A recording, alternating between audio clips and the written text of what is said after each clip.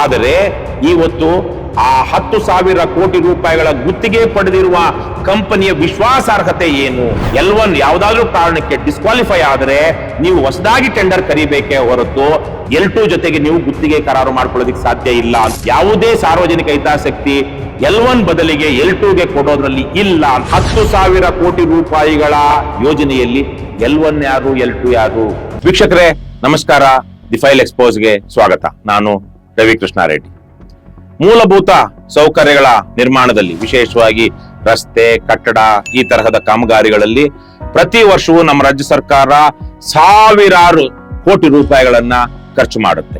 ಆದರೆ ಅವುಗಳ ಕಾಮಗಾರಿಗಳ ಗುಣಮಟ್ಟವಾಗ್ಲಿ ಅಥವಾ ಆ ಕಾಮಗಾರಿಗೆ ಸರಿಯಾದ ಬೆಲೆಯನ್ನಾಗ್ಲಿ ಇವರು ನಿಗದಿಪಡಿಸ್ತಿದಾರ ಅಂತ ನಾವು ನೋಡಿದಾಗ ಎಷ್ಟೋ ಸಂದರ್ಭಗಳಲ್ಲಿ ಆ ಇಡೀ ಕಾಮಗಾರಿಗಳು ಕಳಪೆ ಗುಣಮಟ್ಟದಿಂದ ಕೂಡಿರುತ್ತೆ. ಅದರ ಜೊತೆಗೆ ಆ ಕಾಮಗಾರಿಗೆ ನಿಜಕ್ಕೂ ತಗಲ್ಬೇಕಾಗಿರುವಂತ ಬೆಲೆಗಿಂತ ಹೆಚ್ಚಿನ ಬೆಲೆಯ ಹಣವನ್ನ ಈ ಕಾಂಟ್ರಾಕ್ಟರ್ದಾರರಿಗೆ, ಗುತ್ತಿಗೆದಾರರಿಗೆ ಕೊಟ್ಟಿರ್ತಾರೆ. ಇವೆಲ್ಲವೂ ಜನರ ತೆರಿಗೆ ಹಣ ಹೇಗೆ ದುರ್ಬಳಕೆ ಆಗುತ್ತೆ ಅನ್ನೋದಕ್ಕೆ ನಮ್ಮ ಮುಂದೆ ಇರುವಂತಹ ಉದಾಹರಣೆಗಳು. ಈಗ ಬೆಂಗಳೂರಿನ ಪಕ್ಕದಲ್ಲಿ ಹೊಸಕೋಟೆ ಮಾಲೂರು ರಸ್ತೆಯಲ್ಲಿ ಮತ್ತು ಆ ಭಾಗದಲ್ಲಿ ಬರುವಂತಹ ಮಾಲೂರು ಕೈಗಾರಿಕಾ ಪ್ರದೇಶದಲ್ಲಿ ರಸ್ತೆಗಳ ನಿರ್ಮಾಣಕ್ಕೆಂದು, ಎಲಿವೇಟೆಡ್ ರಸ್ತೆಗಳ ನಿರ್ಮಾಣಕ್ಕಂತೇಳಿ ರಾಜ್ಯ ಸರ್ಕಾರ ಒಂದು ಕಂಪನಿ ಜೊತೆ 10,000 ಕೋಟಿ ರೂಪಾಯಿಗಳ ಒಂದು ಕರಾರು ಮಾಡಿಕೊಂಡಿದೆ. ಆದರೆ ಇವತ್ತು ಆ 10,000 ಕೋಟಿ ರೂಪಾಯಿಗಳ ಗುತ್ತಿಗೆ ಪಡೆದಿರುವ ಕಂಪನಿಯ ವಿಶ್ವಾಸಾರ್ಹತೆ ಏನು? ಅದ್ರ ಜೊತೆಗೆ ಇವತ್ತೊಂದು ದೊಡ್ಡ ಮಟ್ಟದಲ್ಲಿ, ಸರ್ಕಾರದ ಮಟ್ಟದಲ್ಲಿ ಚರ್ಚೆ ಆಗ್ತಿರೋದೇನು ಅಂದ್ರೆ, ಒಬ್ಬ ಪ್ರಭಾವಿ ಸಚಿವರಿಗೆ ಯಾವುದೋ ಒಂದು ಕಂಪನಿ ಒಂದು ಹೆಲಿಕಾಪ್ಟರ್ ಅನ್ನ ಉಡುಗೊರೆಯಾಗಿ ಕೊಟ್ಟಿದೆ, ಯಾವುದೋ ಒಂದು ಯೋಜನೆಯನ್ನ ಅವರಿಗೆ ಗುತ್ತಿಗೆ ನೀಡಿರುವ ಕಾರಣಕ್ಕಾಗಿ ಅಂತ.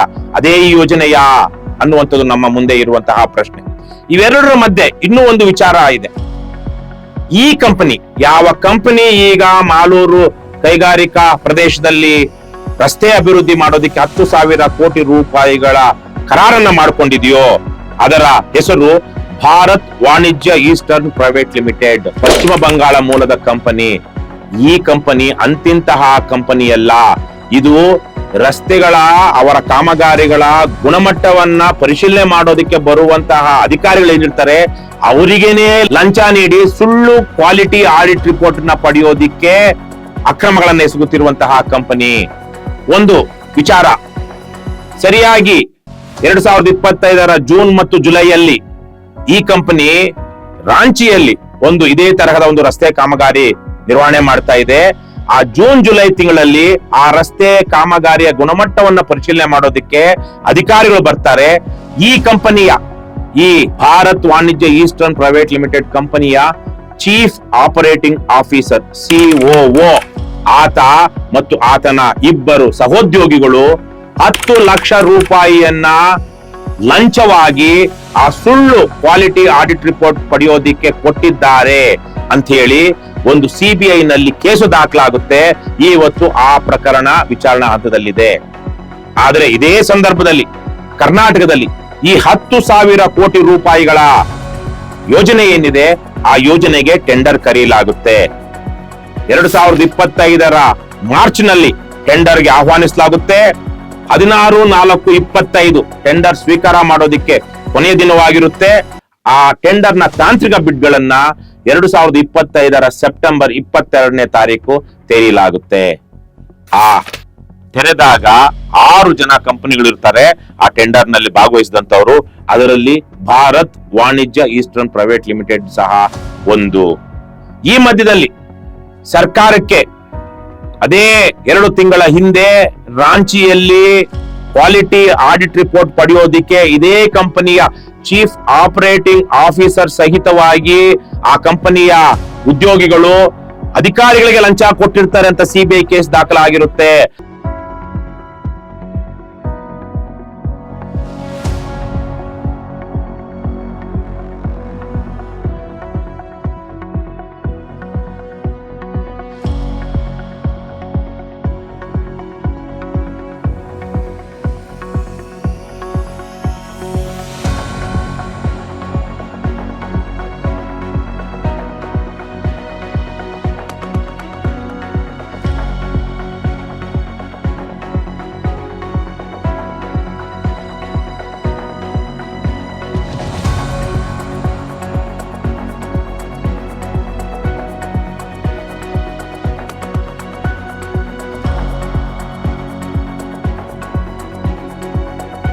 ಆ ವಿಚಾರವನ್ನ ರಾಜ್ಯ ಸರ್ಕಾರದ ಗಮನಕ್ಕೆ ತರಲಾಗಿರುತ್ತೆ ಈ ಟೆಂಡರ್ ಓಪನ್ ಮಾಡೋದಕ್ಕೆ ಮೊದಲು. ಆದರೆ ಈ ಟೆಂಡರ್ ಟೆಕ್ನಿಕಲ್ ಬಿಡ್ ಗಳನ್ನ ಓಪನ್ ಮಾಡಿದಾಗ 6 ಜನ ಬಿಡ್ದಾರರು ಇರ್ತಾರೆ. ಅದರಲ್ಲಿ 4 ಜನ ಬಿಡ್ದಾರರು ತಾಂತ್ರಿಕ ಅಂಶಗಳನ್ನ, ಕೆಲವೊಂದು ಅಂಶಗಳನ್ನ ಪೂರೈಸಲಾರದೆ ಅವರು ಅನರ್ಹರಾಗ್ತಾರೆ ಅಂತ ಸರ್ಕಾರ ತಿಳಿಸುತ್ತೆ. ಅದಾದ ನಂತರ ಟೆಕ್ನಿಕಲ್ ಬಿಡ್ ಮುಗಿದ ನಂತರ ಫೈನಾನ್ಷಿಯಲ್ ಬಿಡ್, ಆರ್ಥಿಕ ಬಿಡ್ ಗಳನ್ನ ಕಳೆದ ವರ್ಷ ಅಕ್ಟೋಬರ್ 6ನೇ ತಾರೀಕು ಅದನ್ನ ಓಪನ್ ಮಾಡಲಾಗುತ್ತೆ. ಅದರಲ್ಲಿ ಕನಿಷ್ಠತಮ ಬಿಡ್ ಹೊಂದಿದ್ದ ಬಿಡ್ದಾರರೊಂದಿಗೆ 17/10/2025 ಕರಾರು ಗುತ್ತಿಗೆ ಮಾಡಿಕೊಳ್ಳಲಾಗುತ್ತೆ. ಅಂದರೆ ಇದೇ ಭಾರತ್ ವಾಣಿಜ್ಯ ಈಸ್ಟರ್ನ್ ಪ್ರೈವೇಟ್ ಲಿಮಿಟೆಡ್ಗೆ ಈ 10,000 ಕೋಟಿ ರೂಪಾಯಿಗಳ ಬೃಹತ್ ಯೋಜನೆಯನ್ನ ಈ ಕಂಪನಿಯ ಜೊತೆಗೆ ಸರ್ಕಾರ ಗುತ್ತಿಗೆ ಕರಾರು ಮಾಡಿಕೊಳ್ಳುತ್ತೆ. ಈ ಮಧ್ಯದಲ್ಲಿ ಆಗ್ಲೇ ಹೇಳಿದಾಗೆ ಇಷ್ಟೆಲ್ಲ ಘಟನೆಗಳು ನಡೆದಿರುತ್ತೆ. ಸಿಬಿಐ ದಾಳಿ ಆಗಿರುತ್ತೆ. ಆ ಕಂಪನಿಯ ದೊಡ್ಡ ಉನ್ನತಾಧಿಕಾರಿಯೇ ಒಬ್ಬ ಲಂಚ ಕೊಟ್ಟಿದ್ದು ಕೇಸಾಗಿ ದಾಖಲಾಗಿರುತ್ತೆ. ಆದರೆ ಸರ್ಕಾರ ಇವೆಲ್ಲವನ್ನು ಉಪೇಕ್ಷಿಸಿ ಸರ್ಕಾರದ ಗಮನಕ್ಕೆ ತಂದಿದ್ರು ಆ ಕಂಪನಿಗೆ ಗುತ್ತಿಗೆ ಕೊಡ್ತಾರೆ. ಆದ್ರೆ ಇಲ್ಲಿ ಒಂದಷ್ಟು ಸಂಶಯ ಇದೆ ನಮಗೆ. ಫೈಲ್ಗೆ ಸಿಕ್ಕಿರುವಂತಹ 31/3/2026 ಒಂದು ದಾಖಲೆ ಇದೆ. ಈ ದಾಖಲೆ ಸಂಪೂರ್ಣವಾಗಿ ಇಂಗ್ಲಿಷ್ ನಲ್ಲಿದೆ. ಆಡಳಿತ ಇಲಾಖೆಯ ಪ್ರಸ್ತಾವನೆಯನ್ನು ಪರಿಶೀಲಿಸಿದೆ. ಮಾನ್ಯ ಮುಖ್ಯಮಂತ್ರಿಯವರು ಅವಗಾಹಿಸಿದಂತೆ ಆರ್ಥಿಕ ಇಲಾಖೆಯ ಅಭಿಪ್ರಾಯವು ಈ ಕೆಳಕಂಡಂತೆ ಇರುತ್ತದೆ ಅಂತೇಳಿ ಕೆಲವೊಂದು ವಿಚಾರಗಳನ್ನ ಇಲ್ಲಿ ಪ್ರಸ್ತಾಪಿಸಲಾಗುತ್ತೆ. ಅದು ಇಲ್ಲಿ ಪ್ರಸ್ತಾಪಿಸಿರುವ ವಿಚಾರ PWD ಇಲಾಖೆಗೆ ಸೇರಿರುವಂತಹದ್ದು. ಬಹಳ ಗಂಭೀರವಾದಂತಹ ವಿಚಾರಗಳಿದೆ. ಅದು ಇದಕ್ಕೆ ಸಂಬಂಧಿಸಿದ್ದ ಅಂತ. ಯಾಕೆಂದ್ರೆ ಇಲ್ಲಿ ಇತ್ತೀಚೆಗೆ ತಾನೇ PWD ಮಿನಿಸ್ಟರ್ ಆಗಿರುವಂತಹ ಸತೀಶ್ ಜಾರಕಿಹೊಳಿ ಅವರು ವಿಧಾನ ಪರಿಷತ್ನಲ್ಲಿ ನೀಡಿದಂತಹ ಕೆಲವೊಂದು ಉತ್ತರದಲ್ಲಿ ಪ್ರಶ್ನೆ ಕೇಳಿದ್ರು ಬಿಜೆಪಿ ಅವರು. ಅವರಿಗೆ ಕೊಟ್ಟಿದ್ದಂತಹ ಉತ್ತರದಲ್ಲಿ ಅವರು L1 ಯಾರು L2 ಯಾರು ಅಂತ ಹೇಳಿಲ್ಲ ಈ 10,000 ಕೋಟಿ ರೂಪಾಯಿಗಳ ಯೋಜನೆಯಲ್ಲಿ. ಆದ್ರೆ ಕನಿಷ್ಠತಮ ಬಿಡ್ದಾರರೊಂದಿಗೆ ಗುತ್ತಿಗೆ ಕರಾರು ಮಾಡಿಕೊಳ್ಳಲಾಗಿದೆ ಅಂತ ಹೇಳ್ತಾರೆ. ಅವರ ಹೆಸರನ್ನ ಹೇಳೋದಿಲ್ಲ. ಆದ್ರೆ ಗೊತ್ತಿರುವ ಮಾಹಿತಿಯ ಪ್ರಕಾರ ಅದು ಭಾರತ್ ವಾಣಿಜ್ಯ ಈಸ್ಟರ್ನ್ ಪ್ರೈವೇಟ್ ಲಿಮಿಟೆಡ್ ಅವ್ರ ಜೊತೆಗೆ. ಹಾಗಿರುವಾಗ ಈ ಆರ್ಥಿಕ ಇಲಾಖೆಯು ಈ ಒಂದು ಅಭಿಪ್ರಾಯವನ್ನ PWD ಇಲಾಖೆಯ ವಿಚಾರವಾಗಿ ಒಂದು ಕೊಡುತ್ತೆ. ಏನು, ಯಾಕೆ ಕೊಡ್ತಿರೋದು? ಇಲ್ಲಿ ಒಂದು ವಿಚಾರ ಬರುತ್ತೆ. ಸರ್ಕಾರದ ಮುಂದೆ, ಕ್ಯಾಬಿನೆಟ್ ಮುಂದೆ ಈ ಒಂದು ಯಾವುದೋ ಒಂದು ಯೋಜನೆಯನ್ನ ಅನುಮೋದನೆ ಮಾಡೋದಿಕ್ಕೆ ಇಡಬೇಕು ಅಂತೇಳಿ ಅದರಲ್ಲಿ ಲೋಯೆಸ್ಟ್ ಬಿಡರ್ ಯಾರಿರ್ತಾರೆ L1, ಅವರ ಜಾಗದಲ್ಲಿ ಅವರ ನಂತರದ ಲೋಯೆಸ್ಟ್ ಬಿಡರ್ ಯಾರಿರ್ತಾರೆ ಅವರಿಗೆ L2 ಅವರಿಗೆ ಕೊಡಬೇಕು ಅನ್ನುವಂತ ಒಂದು ಪ್ರಸ್ತಾವನೆಯನ್ನ ಕ್ಯಾಬಿನೆಟ್ ನಲ್ಲಿ ಇಡಬೇಕು ಅಂತ ಬರುತ್ತೆ. ಆದರೆ ಬಹಳ ಸ್ಪಷ್ಟವಾಗಿ ಆರ್ಥಿಕ ಇಲಾಖೆ ಹೇಳುತ್ತೆ, ಟೆಂಡರ್ ಅಕ್ಸೆಪ್ಟಿಂಗ್ ಅಥಾರಿಟಿ ಮಾತ್ರ ಇದನ್ನ ತೀರ್ಮಾನ ಮಾಡಬಹುದೇ ಹೊರತು ಇದು ಕ್ಯಾಬಿನೆಟ್ ಮುಂದೆ ಇಡುವಂತಹ ವಿಚಾರವಲ್ಲ. ಅದ್ರ ಜೊತೆಗೆ ಯಾವುದಾದ್ರೂ ಕಾರಣದಿಂದ L1 ಡಿಸ್ಕ್ವಾಲಿಫೈ ಆದ್ರೆ department should invariably go for fresh tender in accordance with the rules. Instead the administrative department and the PWD department is pursuing and persisting on approving L2. ಯಾವುದಾದ್ರೂ ಒಂದು ವಿಚಾರವಾಗಿ L1 ಅನರ್ಹವಾದ್ರೆ ಓಪನ್ ಮಾಡಿದಾದ್ಮೇಲೆ, ಅಪ್ರೂವ್ ಆದಾದ್ಮೇಲೆ ಅವರು ಹೊಸದಾಗಿ tender ಕರಿಬೇಕೇ ಹೊರತು ಅದರಲ್ಲಿರುವಂತ L2ಗೆ ಕೊಡೋದಿಕ್ಕೆ ಸಾಧ್ಯ ಇಲ್ಲ. ಈಗ ಉದಾಹರಣೆಯಾಗಿ ಚುನಾವಣೆ ನಡೆಯುತ್ತೆ. ಚುನಾವಣೆ ನಡೆದಾಗ ಯಾರೋ ಒಬ್ರು ಗೆಲ್ತಾರೆ.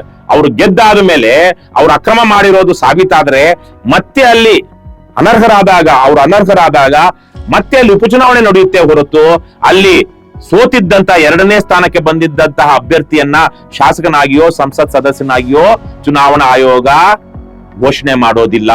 ಮತ್ತೆ ಅಲ್ಲಿ ಮರು ಚುನಾವಣೆಯೋ ಉಪಚುನಾವಣೆಯೋ ಆಗುತ್ತೆ. ಅದೇ ರೀತಿಯಲ್ಲೇ ಇಲ್ಲಿ L1 ಯಾವುದಾದ್ರೂ ಕಾರಣಕ್ಕೆ ಡಿಸ್ಕ್ವಾಲಿಫೈ ಆದರೆ ನೀವು ಹೊಸದಾಗಿ ಟೆಂಡರ್ ಕರಿಬೇಕೇ ಹೊರತು L2ಗೆ ನೀವು ಆ ಗುತ್ತಿಗೆ L2 ಜೊತೆಗೆ ನೀವು ಗುತ್ತಿಗೆ ಕರಾರು ಮಾಡ್ಕೊಳ್ಳೋದಕ್ಕೆ ಸಾಧ್ಯ ಇಲ್ಲ ಅಂತ ಹೇಳ್ತಾರೆ. ಮುಂದುವರೆದು ಆ ಪತ್ರದಲ್ಲಿ ಏನ್ ಹೇಳ್ತಾರೆ ಅಂದ್ರೆ, a tenderer is disqualified after opening of the financial tender for any reason whatsoever tenders will have to be reinvited. ಅಂದ್ರೆ ಆಗ್ಲೇ ಹೇಳಿದಾಗೆ ಮತ್ತೆ ಹೊಸದಾಗಿ ಕರಿಬೇಕೆ ಹೊರತು ಇದನ್ನ ನೀವು L2ಗೆ ಕೊಡೋದಿಕ್ಕೆ ಸಾಧ್ಯ ಇಲ್ಲ. ಈ ವಿಚಾರವಾಗಿ ನಮ್ಮ ಲೋಕೋಪಯೋಗಿ ಇಲಾಖೆಯವರು ನಾವು L1 ಬದಲಿಗೆ L2ಗೆ ಕೊಡಬಹುದಾ ಅನ್ನುವಂತಹ ವಿಚಾರವನ್ನಿಟ್ಟುಕೊಂಡು ಕಾನೂನು ಇಲಾಖೆಯ ಅಭಿಪ್ರಾಯವನ್ನ ಕೇಳ್ತಾರೆ. ಆದರೆ ಕಾನೂನು ಇಲಾಖೆಯ ಅಭಿಪ್ರಾಯ ಕೇಳುವುದು ಸಹ ಸಮಂಜಸವಲ್ಲ ಅಂತ ಫೈನಾನ್ಸ್ ಡಿಪಾರ್ಟ್ಮೆಂಟ್ ಅವರು ಹೇಳ್ತಾರೆ. Rule 41 of the Karnataka government rules 1977 authorizes finance department to to tender its opinion on the matters related to finance rules. ಅಂದರೆ ಆರ್ಥಿಕ ವಿಚಾರಗಳಿಗೆ ಸಂಬಂಧಿಸಿದಂತೆ ಅಂತಿಮ ಅಭಿಪ್ರಾಯ ಹಣಕಾಸು ಇಲಾಖೆಯದ್ದೇ ಆಗಿರುತ್ತೆ. ಹಾಗಾಗಿ ಇಂತಹ ವಿಚಾರಗಳಲ್ಲಿ Finance Department takes strong exception to the Administrative Department asking the Law Department on the issue whether the circulars issued by the Finance Department would override the substantive aspects of section so and so ಅಂತ ಹೇಳ್ತಾರೆ. ಅಂದ್ರೆ ಹಣಕಾಸು ಇಲಾಖೆಯವರು, ಲೋಕೋಪಯೋಗಿ ಇಲಾಖೆಯವರು, ಕಾನೂನು ಇಲಾಖೆಯ ಅಭಿಪ್ರಾಯ ಕೇಳಿದಂತ ವಿಚಾರಕ್ಕೆ ನಾವು ಬಹಳ ಗಂಭೀರವಾದ ಆಕ್ಷೇಪಣೆಗಳನ್ನ ಎತ್ತುತ್ತೀವಿ. ಇದು ಸಲ್ಲದು. PWD cannot ask Law Department to sit in judgment over the rules and circulars issued by the Finance Department ಅಂತ ಬಹಳ ಸ್ಪಷ್ಟವಾಗಿ ಹೇಳ್ತಾರೆ. ಮುಂದುವರೆದು PWD ಇಲಾಖೆಯವರು ಯಾಕೆ ಕೇಳ್ತಾರೆ ಅಂದ್ರೆ ಇದರಲ್ಲಿ ಸಾರ್ವಜನಿಕ ಹಿತಾಸಕ್ತಿ ಇದೆ, ಹಾಗಾಗಿ ನಾವು ಈ ಅಭಿಪ್ರಾಯವನ್ನ ಕೇಳ್ತೀವಿ ಅಂತ ಹೇಳ್ತಾ ಇದ್ದಾರೆ. ಅದಕ್ಕೆ ಫೈನಾನ್ಸ್ ಡಿಪಾರ್ಟ್ಮೆಂಟ್ ಅವರು ಬಹಳ ಸ್ಪಷ್ಟವಾಗಿ ಕಠಿಣವಾದ ಪದಗಳಲ್ಲಿ ಹೇಳ್ತಾರೆ, finance department cannot agree to this as explained earlier. No public interest is served by awarding the tender to L2 in addition to being in violation of KTPP Act and rules and circulars issued regarding them.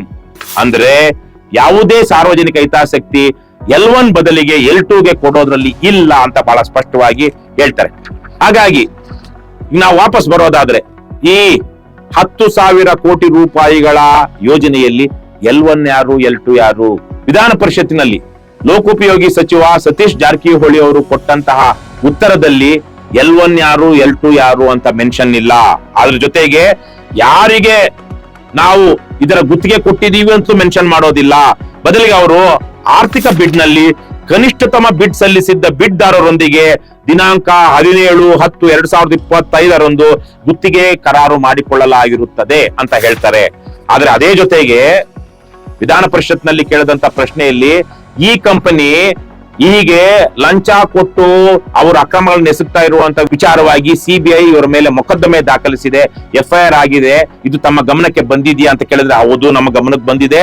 ಆದರೆ ಸದರಿ ಪ್ರಕರಣವು ಅಂತಿಮಗೊಂಡು ಆದೇಶವಾಗಿರುವುದು ಕಂಡು ಬಂದಿರುವುದಿಲ್ಲ ಹಾಗೂ ಸದರಿ ಪ್ರಕರಣದ ಹಿನ್ನೆಲೆಯಲ್ಲಿ ಮೇಲ್ಕಂಡ ಸಂಸ್ಥೆಯನ್ನು ಟೆಂಡರ್ಗಳಲ್ಲಿ ಭಾಗವಹಿಸಲು ನಿರ್ಬಂಧಿಸಿರುವುದಿಲ್ಲ.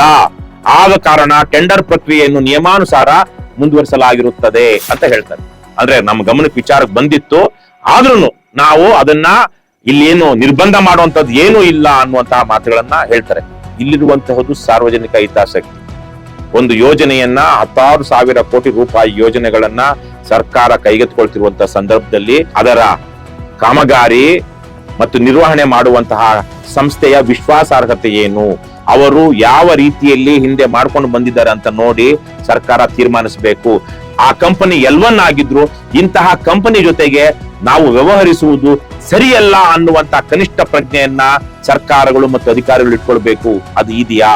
ಆಗ್ಲೇ ಹೇಳಿದಾಗೆ ಈ L1 L2 ವಿಚಾರವಾಗಿ ಫೈನಾನ್ಸ್ ಡಿಪಾರ್ಟ್ಮೆಂಟ್ ಕೊಟ್ಟಿರುವಂತಹ ಒಂದು ಅಭಿಪ್ರಾಯ ಬಹಳ ಗಂಭೀರವಾದಂತಹ, ಬಹಳ ಕಠಿಣವಾದಂತಹ ಅಭಿಪ್ರಾಯ ಏನಿದೆ ಅದು ಇದೇ 10,000 ಕೋಟಿ ರೂಪಾಯಿಗಳ ಹೊಸಕೋಟೆ ಮಾಲೂರು ಮತ್ತು ಮಾಲೂರು ಕೈಗಾರಿಕಾ ಪ್ರದೇಶದ ರಸ್ತೆಗಳ ನಿರ್ಮಾಣಕ್ಕೆ ಸಂಬಂಧಪಟ್ಟಿದ್ದ ಇವೆಲ್ಲ ವಿಚಾರಗಳು ಗೊತ್ತಾಗಬೇಕಾಗಿದೆ. ಈ ವಿಚಾರವಾಗಿ ಕೇವಲ 1 ತಿಂಗಳ ಹಿಂದೆ ಫೈನಾನ್ಸ್ ಡಿಪಾರ್ಟ್ಮೆಂಟ್ ಕೊಟ್ಟಂತಹ ಒಂದು ಅಭಿಪ್ರಾಯದ ಹಿನ್ನೆಲೆಯಲ್ಲಿ ನಾವು ಇಷ್ಟೊಂದು ವಿಚಾರಗಳನ್ನು ನಿಮ್ಮ ಮುಂದೆ ಇಟ್ಟಿದ್ದೀವಿ.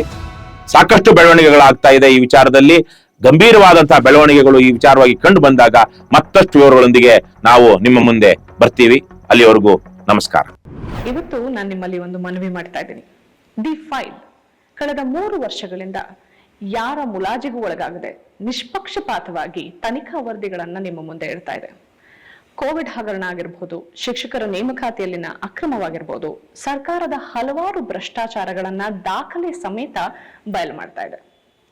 ನಮ್ಮ ಈ ವರದಿಗಳನ್ನ ಆಧರಿಸಿ ತನಿಖಾ ಆಯೋಗಗಳು ರಚನೆ ಆಗಿದೆ.